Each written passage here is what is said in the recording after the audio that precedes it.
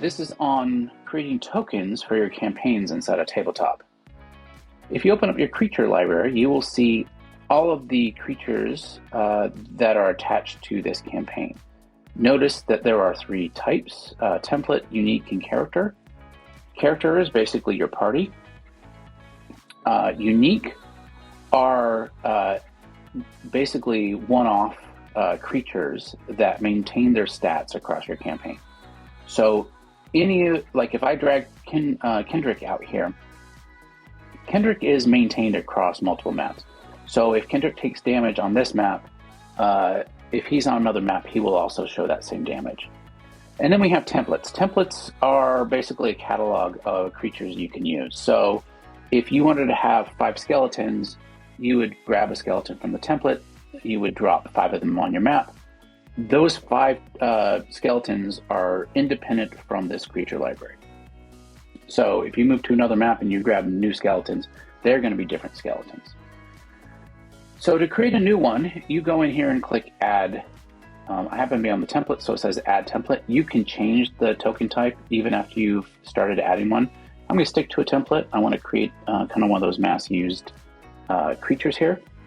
And there are multiple ways to add an image. You can click to open a file dialog. You can drag and drop items into this area here, or you can find an image that you like, you can copy it, and then you can paste it, and it's going to paste into this area. You can then position and scale your token and choose the border color. There is an option for no border at all. And then you need to name this guy. That's all you need to do. Obviously, adding some more detail here is nice. For instance, if it has a default armor class and a default hit point, you may want to set the size. This does define how it's displayed in your map. Medium takes up 1 square, small takes up 1 square.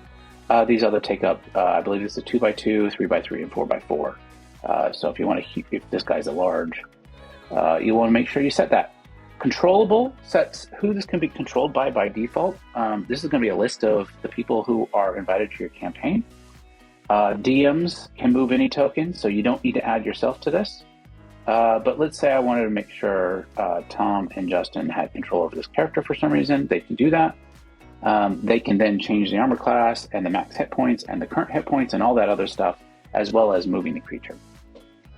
If you had an external link to a character sheet, you can choose that by choosing external link and then typing in or copying and pasting the link to that.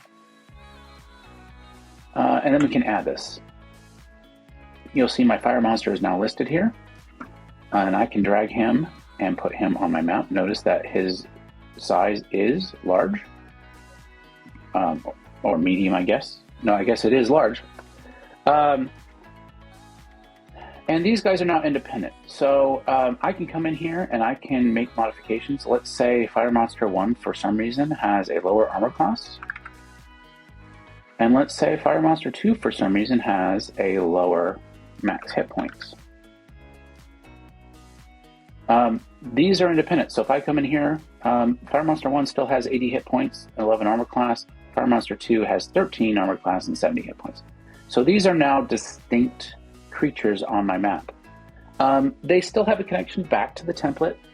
So if I came in here and I changed this guy from a monster to creature, and let's say I changed my armor class to 12 and my max hit points to 75, some information is going to change, some isn't. So if I come in here, notice that my hit points and my armor class didn't change, but my name did. I could drag a new fire creatures out here. This will be fire creature 3, because they're still fire creatures, and notice it picks up these new values.